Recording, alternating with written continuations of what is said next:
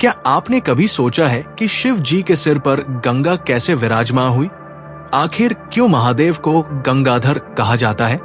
ये केवल एक साधारण कथा नहीं, बल्कि शिव जी की महिमा की एक अद्भुत गाथा है। कहा जाता है कि राजा भगीरथ अपने पूर्वजों को मोक्ष दिलाना चाहते थे। इसके लिए उन्होंने मां गंगा को स्वर्ग से धरती पर लाने के लिए कठोर तपस्या की। उनकी तपस्या से प्रसन्न होकर मां गंगा धरती पर आने को तैयार हो गई। लेकिन एक समस्या थी। गंगा की धारा अत्यंत वेगवान थी। यदि वो सीधे धरती पर उतरती तो उसका प्रचंड वेग पृथ्वी को नष्ट कर सकता था। ये जानकर राजा भगीरथ चिंतित हो उठे और उन्होंने भगवान शिव से प्रार्थना की। भगवान शिव ने करुणा वश अपनी विशाल जटाओं में गंगा की धारा को रोक लिया। उनकी जटाओं ने गंगा के वेग को नियंत्रित किया और जब वो शांत हो गई तब शिव जी ने उन्हें धीरे धीरे धरती पर प्रवाहित किया। इसी कारण से भगवान शिव को गंगाधर अर्थात गंगा को धारण करने वाले कहा जाता है। नमस्कार प्रिय दर्शकों, एक बार फिर आपका स्वागत है हमारे YouTube चैनल विद्या ज्ञान सागर में। प्रिय दर्शकों, आज हम एक नई कहानी, एक नया वीडियो लेकर आपके समक्ष उपस्थित हुए हैं। आज की जो कथा है वो अत्यंत ज्ञानवर्धक और प्रेरणादायक है। कथा आरंभ करने से पहले आपसे एक विनम्र निवेदन है। शास्त्रों में कहा गया है कि अधूरी छोड़ी गई कथा दुख और पाप का कारण बनती है, इसलिए इसे अंत तक अवश्य सुने। और अगर आप अपनी मां से सच्चा प्रेम करते हैं तो इस वीडियो को लाइक करें, हमारे चैनल को सब्सक्राइब करें और कमेंट में मां लिखकर अपना समर्थन दें। तो आइए बिना किसी विलंब के आरंभ करते हैं आज की प्रेरणादायक कथा। सूर्यवंश के महाराज सगर के 60,000 पुत्रों की कथा प्राचीन काल से ही भारत की पावन धरती पर सुनाई जाती आई है। जब महाराज सगर ने अपने 60,000 पुत्रों के साथ अश्वमेध यज्ञ का आयोजन किया था, उस समय एक ऐसी घटना घटी जिसने पीढ़ियों तक चलने वाली तपस्या की नींव रख दी थी।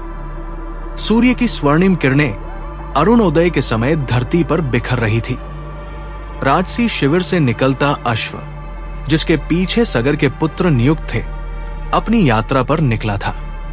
ये अश्व राज्य की शक्ति और संप्रभुता का प्रतीक था। यज्ञ की पूर्णता के लिए इस अश्व का बिना किसी बाधा के पृथ्वी की परिक्रमा करना आवश्यक था। परंतु क्या होता है जब देवताओं का ईर्ष्या भाव जागृत होता है? इंद्र, स्वर्ग के राजा, सगर की बढ़ती शक्ति से चिंतित थे। उन्होंने चुपके से अश्व को चुरा लिया और उसे कपिल मुनि के आश्रम के पास बांध दिया, जो गहन ध्यान में लीन थे। अश्व के गायब होने की सूचना मिलते ही सगर के 60,000 पुत्र उसकी खोज में निकल पड़े। दिशाओं को नापते हुए वे अंततः कपिल मुनि के आश्रम तक पहुंचे। अश्व को देखते ही उनके मन में एक भ्रांति उत्पन्न हुई कि शायद मुनि ने ही अश्व को चुराया है। क्रोध में अंधे होकर वे मुनि के आश्रम पर टूट पड़े, ध्यान में लीन मुनि का अपमान करते हुए। कपिल मुनि की तपस्या भंग हुई। उन्होंने अपनी आंखें खोली और एक ही दृष्टि में क्रोधित होकर सभी 60,000 राजकुमारों को भस्म कर दिया। उनकी राख वहीं बिखर गई। उनकी आत्माएं मोक्ष के लिए तरसती रह गई। सगर के 5वें वंशज राजा भगीरथ अपने पूर्वजों की इस दुर्गति से अत्यंत दुखी थे। एक रात जब चांदनी पूरे राज्य पर छाई हुई थी, भगीरथ अपने महल के छज्जे पर खड़े थे। उनका मन अशांत था। पूर्वजों की मुक्ति का विचार उनके मन को कचोटता रहता था। क्या मेरे पूर्वजों को कभी शांति मिलेगी? क्या वे हमेशा इसी प्रकार भटकते रहेंगे? भगीरथ ने आकाश की ओर देखते हुए स्वयं से पूछा। उसी रात एक स्वप्न में उन्हें दिव्य वाणी सुनाई दी। पूर्वजों की मुक्ति के लिए गंगा को स्वर्ग से धरती पर लाना होगा। उसके पावन जल से ही उन्हें मोक्ष मिलेगा। सुबह होते ही भगीरथ ने अपने राज्य के मंत्रियों और पुरोहितों को बुलाया। उनकी आंखों में एक नया संकल्प था। मैंने निर्णय लिया है, उन्होंने दृढ़ स्वर में कहा। मैं अपने पूर्वजों की मुक्ति के लिए गंगा को स्वर्ग से धरती पर लाऊंगा। चाहे इसके लिए मुझे कितनी भी कठोर तपस्या क्यों न करनी पड़े। मंत्रिमंडल स्तब्ध रह गया। ये एक अभूतपूर्व निर्णय था। स्वर्ग से नदी को धरती पर लाना, ये कल्पना से परे था। महाराज, ये कार्य अत्यंत दुष्कर है। कोई भी मृत्यु लोक का व्यक्ति अब तक ऐसा नहीं कर पाया है, वृद्ध मंत्री ने कहा। भगीरथ मुस्कुराए। उनकी आंखों में दृढ़ संकल्प झलक रहा था। जब तक मेरी सांसें चलती हैं, मैं प्रयास करता रहूंगा। मेरे पूर्वजों की आत्माएं शांति की प्रतीक्षा में हैं और मैं उन्हें निराश नहीं करूंगा।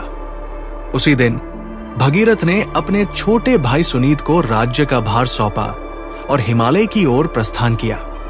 उनके साथ केवल एक छोटी सी झोली थी जिसमें थोड़े से फल और जड़ी बूटियां थी। उनका मन गंगा को धरती पर लाने के संकल्प से भरा हुआ था।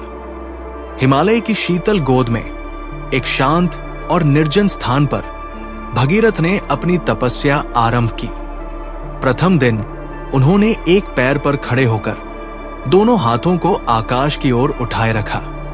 सूर्य उगा और डूबा, परंतु भगीरथ अडिग रहे। दिन बीते, महीने बीते और भगीरथ की तपस्या निरंतर चलती रही।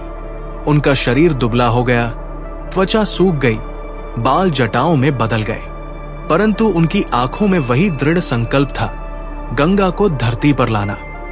5वें वर्ष के अंत में भगीरथ के शरीर से एक अलौकिक तेज निकलने लगा। उनकी तपस्या की शक्ति इतनी प्रबल हो गई थी कि स्वर्ग में देवता भी चिंतित हो उठे। इंद्र स्वयं ब्रह्मा जी के पास गए और बोले, हे विधाता, भगीरथ की तपस्या इतनी तीव्र है कि स्वर्ग में भी उसका प्रभाव महसूस किया जा रहा है। आप ही उनकी प्रार्थना सुन सकते हैं। ब्रह्मा जी ने मुस्कुराते हुए कहा, भगीरथ का संकल्प अटल है और उनकी तपस्या निष्कलंक। मैं स्वयं उनके पास जाऊंगा। एक दिन जब सूर्य की पहली किरण भगीरथ के निर्जल होठों को स्पर्श कर रही थी, आकाश में दिव्य प्रकाश फैल गया। भगीरथ ने अपनी आंखें खोली और देखा कि स्वयं ब्रह्मा जी उनके समक्ष प्रकट हुए हैं। हे भगीरथ, ब्रह्मा जी ने मधुर वाणी में कहा, तुम्हारी तपस्या से प्रसन्न होकर मैं तुम्हारे पास आया हूं। बताओ, तुम्हारी क्या इच्छा है? भगीरथ ने नम्रता से हाथ जोड़कर कहा, हे विधाता, मेरे पूर्वजों को मोक्ष दिलाने के लिए मैं गंगा को स्वर्ग से धरती पर लाना चाहता हूं। ब्रह्मा जी ने गंभीरता से कहा, भगीरथ, तुम्हारी इच्छा पूरी होगी, परंतु गंगा की धारा अत्यंत वेगवान है। यदि वो सीधे धरती पर उतरी तो उसका प्रचंड वेग पृथ्वी को नष्ट कर सकता है। तुम्हें भगवान शिव से प्रार्थना करनी होगी कि वे गंगा को अपनी जटाओं में धारण करें। भगीरथ के मन में एक नया संकल्प जाग उठा। अब उन्हें भगवान शिव की आराधना करनी थी। धन्यवाद, हे विधाता, भगीरथ ने कहा, मैं भगवान शिव की तपस्या करूंगा और उन्हें प्रसन्न करूंगा। ब्रह्मा जी अंतर ध्यान हो गए और भगीरथ ने अपनी नई तपस्या आरंभ की। अब उनका लक्ष्य था महादेव को प्रसन्न करना। कैलाश पर्वत की ऊंचाई पर, जहां बर्फीले तूफान भी शांत हो जाते हैं, वहां एक गुफा के भीतर महादेव शंकर समाधि में लीन थे। उनकी आंखें बंद थी, शरीर निश्चल था और जटाएं विशाल रूप से फैली हुई थी। उनके गले में सर्पों का हार था और माथे पर अर्धचंद्र चमक रहा था। शिव का यह रूप अलौकिक और भव्य था। 3 वर्षों तक भगीरथ ने शिव की आराधना की। वे कठोर हिम में खड़े रहे। शरीर से अधिकांश मांस विलीन हो गया था, केवल हड्डियां और त्वचा शेष थी। उनके नेत्रों से आंसू बहते जो तुरंत ही जम जाते और उनके गालों पर बर्फ के रूप में चिपक जाते। हे महादेव, भगीरथ प्रतिदिन प्रार्थना करते, आप ही गंगा के वेग को धारण कर सकते हैं। मेरे पूर्वजों की मुक्ति आपके हाथों में है, करुणा करें। हे करुणानिधि। 3रे वर्ष के अंत में एक दिन जब सूर्य ठीक मध्य आकाश में था, शिव की समाधि टूटी। उन्होंने अपनी आंखें खोली और देखा कि एक मनुष्य अत्यंत दुर्बल और जीर्ण शीर्ण उनकी आराधना में लीन है। शिव का हृदय करुणा से भर गया। उन्होंने भगीरथ को अपने समक्ष बुलाया।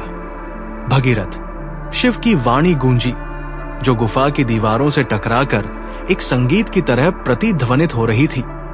तुम्हारी तपस्या और दृढ़ता ने मुझे प्रसन्न किया है। बताओ, तुम क्या चाहते हो?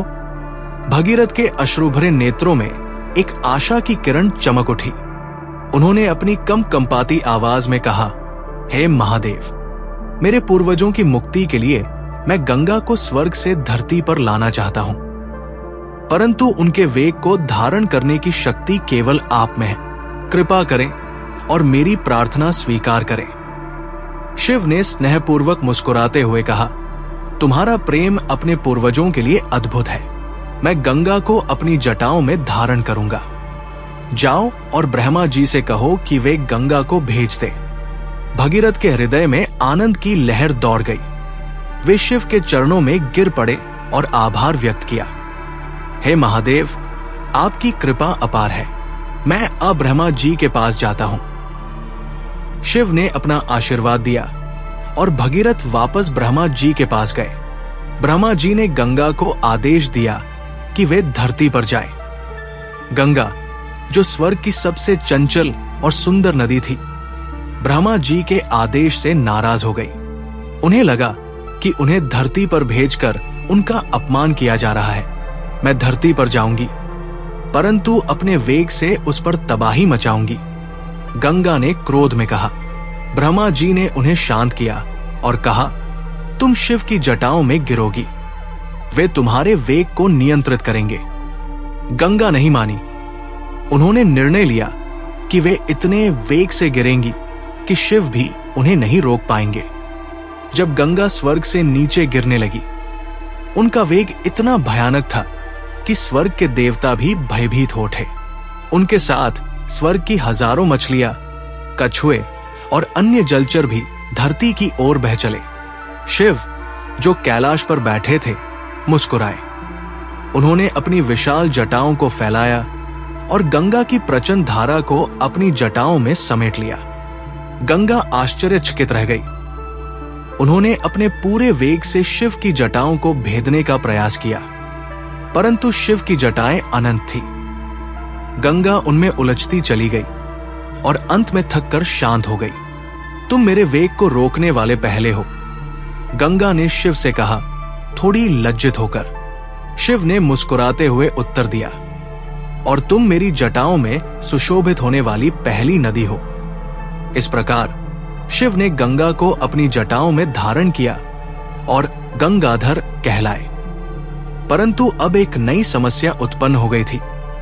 गंगा शिव की जटाओं में उलझी हुई थी और धरती तक नहीं पहुंच पाई थी। भगीरथ, जो इस पूरे दृश्य को देख रहे थे, चिंतित हो उठे। हे महादेव, भगीरथ ने प्रार्थना की, कृपया गंगा को धरती पर पहुंचाए ताकि मेरे पूर्वजों को मोक्ष मिल सके। शिव ने भगीरथ की प्रार्थना सुनी और निर्णय लिया कि वे गंगा को धरती पर प्रवाहित करेंगे। उन्होंने अपनी जटाओं से गंगा की एक धारा को मुक्त किया, जो धीरे धीरे धरती की ओर बहने लगी। गंगा का जल, जो अब शिव के स्पर्श से और भी पावन हो गया था, धरती पर गिरने लगा। इसकी ध्वनि इतनी मधुर थी कि स्वर्ग के गंधर्व भी सुनने आ गए। गंगा के जल के साथ असंख्य कमल के फूल और रत्न भी बह रहे थे, जो स्वर्ग से आए थे।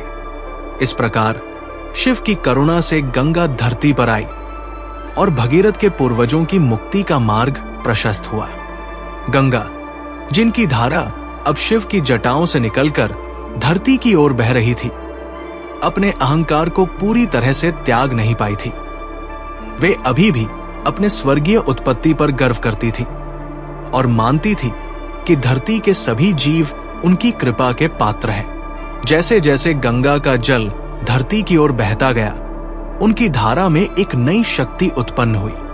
वे अपने पथ पर आने वाली हर वस्तु को बहा ले जाने का निर्णय कर चुकी थी। मैं स्वर्ग से आई हूं, मेरे जल में दिव्यता है, गंगा ने गर्व से सोचा। मेरे मार्ग में कोई भी बाधा नहीं डाल सकता। उनकी धारा इतनी तेज थी कि जब वे पर्वतों से उतरी तो चट्टानें टूट गई और पेड़ उखड़ गए। वे सीधे जन्नू ऋषि के आश्रम की ओर बढ़ रही थी। जन्नू ऋषि एक महान तपस्वी थे, जिन्होंने अपना पूरा जीवन तपस्या में बिताया था। वे अपने आश्रम में शांतिपूर्वक ध्यान में लीन थे। जब गंगा की प्रचंड धारा आश्रम की ओर बढ़ी, भगीरथ, जो गंगा के पीछे पीछे चल रहे थे, ने जन्नू ऋषि के आश्रम को देखा और चिंतित हो उठे। वे जानते थे कि गंगा की धारा आश्रम को बहा ले जाएगी। हे गंगा माता, भगीरथ ने प्रार्थना की, कृपया अपनी गति धीमी करें और जन्नू ऋषि के आश्रम को नष्ट न करें। परंतु गंगा ने भगीरथ की प्रार्थना पर ध्यान नहीं दिया।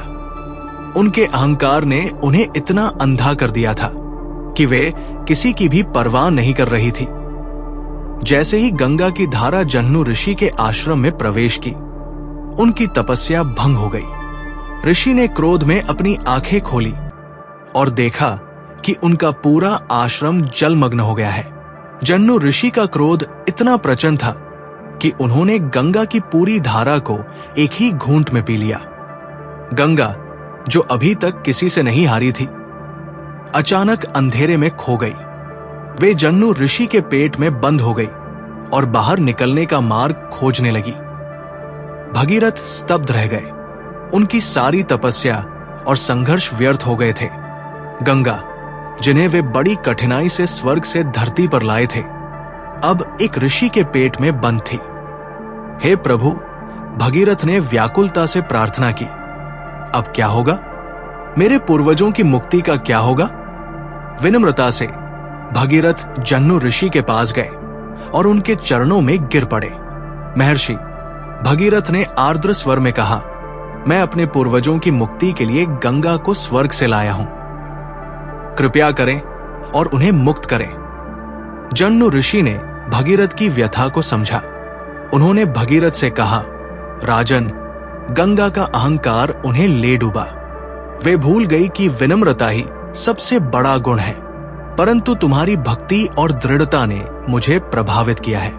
मैं गंगा को मुक्त करूंगा, परंतु एक शर्त पर, वे अपना अहंकार त्याग दे और विनम्रता से बहें। भगीरथ ने सहमति में सिर हिलाया और गंगा से विनम्रता की प्रार्थना की। गंगा, जो जन्नू ऋषि के पेट में बंद थी, अपनी गलती को समझ गई। उन्होंने अपने अहंकार को त्याग दिया और विनम्रता से प्रार्थना की, महर्षि, मुझे क्षमा करें।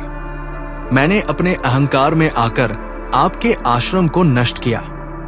मैं अब विनम्रता से बहूंगी और अपना कर्तव्य निभाऊंगी। जन्नू ऋषि ने गंगा की प्रार्थना स्वीकार की और उन्हें अपने घुटने से बाहर निकाला। इस कारण से गंगा, जानवी अभी कहलाई जन्नू की पुत्री, गंगा अब एक नई विनम्रता के साथ बह रही थी।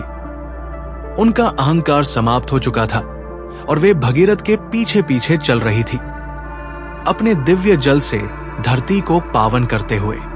भगीरथ ने गंगा की इस परिवर्तित रूप को देखा और प्रसन्न हुए। मां गंगा, उन्होंने प्रार्थना की, अब हम मेरे पूर्वजों के अवशेष तक चलें ताकि उन्हें मोक्ष मिल सके। गंगा ने स्वीकृति में सिर हिलाया और भगीरथ के पीछे पीछे चलने लगी। भगीरथ अपने रथ पर सवार गंगा के आगे आगे चल रहे थे, उन्हें मार्ग दिखाते हुए जहां उनके पूर्वजों का अंतिम संस्कार हुआ था। गंगा अब विनम्रता से भगीरथ के पीछे बह रही थी, अपने दिव्य जल से रास्ते में आने वाली हर चीज को पवित्र करते हुए। जहां भी गंगा का जल स्पर्श करता, वहां हरियाली छा जाती। सूखे वृक्ष फिर से हरे हो जाते, मुरझाए फूल खिल उठते और प्यासे पशु पक्षी अपनी प्यास बुझाते। गंगा का जल केवल पानी नहीं था, ये अमृत था जो जीवन देता था और पापों को धोता था। कई दिनों की यात्रा के बाद भगीरथ उस स्थान पर पहुंचे जहां कपिल मुनि का आश्रम था। यही उनके 60,000 पूर्वजों की राख बिखरी पड़ी थी। यह स्थान अभी भी एक गंभीर मौनता से भरा था, जैसे कि धरती स्वयं उस त्रासदी को याद कर रही हो। मां गंगा, भगीरथ ने भावुक होकर कहा, यही मेरे पूर्वजों की राख बिखरी है। कृपया अपने पावन जल से उन्हें स्पर्श करें और उन्हें मोक्ष दिलाएं। गंगा ने धीरे धीरे अपनी धारा को उस स्थान पर फैलाया जहां राख बिखरी थी। जैसे ही गंगा का जल राख को स्पर्श करता गया, एक अलौकिक दृश्य उत्पन्न हुआ। राख से एक सुनहरा प्रकाश निकलने लगा और आकाश में 60,000 दिव्य आत्माएं दिखाई दी। वे सभी आत्माएं भगीरथ को आशीर्वाद दे रही थी। हे वत्स भगीरथ, उनमें से एक आत्मा ने कहा, तुमने जो कष्ट सहा है, जो तपस्या की है, उसके कारण हमें मुक्ति मिली है। तुम धन्य हो। सभी आत्माओं ने गंगा का अभिवादन किया और कहा, हे मां गंगा, आपकी कृपा से हमें मोक्ष प्राप्त हुआ है। आप सदैव पापियों का उद्धार करने वाली है। इसके बाद एक प्रकाश पुंज के रूप में सभी आत्माएं स्वर्ग की ओर चली गई। भगीरथ ने अपने पूर्वजों को अंतिम बार देखा और उनकी आंखों में खुशी के आंसू आ गए। परंतु गंगा की यात्रा अभी समाप्त नहीं हुई थी। भगीरथ ने गंगा से कहा, मां, अब आपको सागर तक पहुंचना है ताकि आप पूरी धरती को पावन कर सके। गंगा ने भगीरथ के पीछे पीछे चलना जारी रखा। उनकी यात्रा के दौरान हजारों ऋषिमुनि, राजा महाराजा और साधारण जन उनके दर्शन करने आए। सभी ने गंगा के जल में स्नान किया और अपने पापों से मुक्ति पाई। अंततः लंबी यात्रा के बाद गंगा सागर तक पहुंची। जब गंगा का मीठा जल खारे सागर से मिला तो एक अद्भुत दृश्य उत्पन्न हुआ।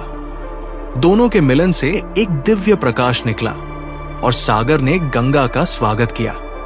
हे गंगा, सागर ने कहा, तुम्हारा आगमन धरती के लिए एक वरदान है। अब तुम मेरे साथ मिलकर संसार के कल्याण में भाग लोगी। गंगा ने विनम्रता से उत्तर दिया, हे सागर राज, मैं आपके साथ मिलकर धरती के सभी जीवों की सेवा करूंगी। गंगा के धरती पर आगमन के बाद भगवान शिव को गंगाधर की उपाधि मिली। ये घटना न केवल भगीरथ के पूर्वजों की मुक्ति का कारण बनी, बल्कि ये संपूर्ण मानवता के लिए एक वरदान सिद्ध हुई। कैलाश पर्वत पर वापस लौटने से पहले शिव ने भगीरथ को अपने पास बुलाया। हे भगीरथ, शिव ने आशीर्वाद देते हुए कहा, तुम्हारी भक्ति और दृढ़ता ने मुझे प्रभावित किया है। गंगा सदैव मेरी जटाओं में निवास करेंगी और जब भी कोई श्रद्धालु मुझसे प्रार्थना करेगा, गंगा का पावन जल उन्हें प्राप्त होगा। भगीरथ ने कृतज्ञता से शिव के चरणों में मत्था टेका। हे महादेव, आपकी कृपा से न केवल मेरे पूर्वजों को मुक्ति मिली, बल्कि संपूर्ण संसार को एक पावन नदी भी प्राप्त हुई। शिव मुस्कुराए और बोले, गंगा अब केवल एक नदी नहीं है, वे मां है सभी प्राणियों की मां। जो भी व्यक्ति श्रद्धा से गंगा में स्नान करेगा, उसके सभी पाप धुल जाएंगे। गंगा के किनारे जो भी मरेगा, उसे सीधे स्वर्ग में स्थान मिलेगा। इसके बाद शिव ने एक और वरदान दिया, भगीरथ, तुम्हारे नाम पर यह नदी भागीरथी भी कहलाएगी। तुम्हारा त्याग और संकल्प सदैव याद रखा जाएगा। आज भी हजारों वर्षों बाद गंगा उसी प्रेम और करुणा से बहती है। वे भगवान शिव की जटाओं से निकलकर हिमालय से सागर तक की यात्रा करती है। रास्ते में करोड़ों लोगों को जीवन देती है। भगीरथ का संकल्प और शिव की करुणा आज भी प्रेरणा देते हैं। प्रिय दर्शकों, इस प्रेरणादायक कथा के बारे में अपने विचार हमें कमेंट्स के माध्यम से जरूर बताएं। अगर यह आपको अच्छी लगी हो तो कृपया इसे लाइक करें और इसे अधिक से अधिक लोगों तक पहुंचाएं। साथ ही कमेंट बॉक्स में जय श्री राम लिखकर अपने श्रद्धा भाव प्रकट करें। इस वीडियो को पूरा देखने के लिए धन्यवाद। हर हर महादेव।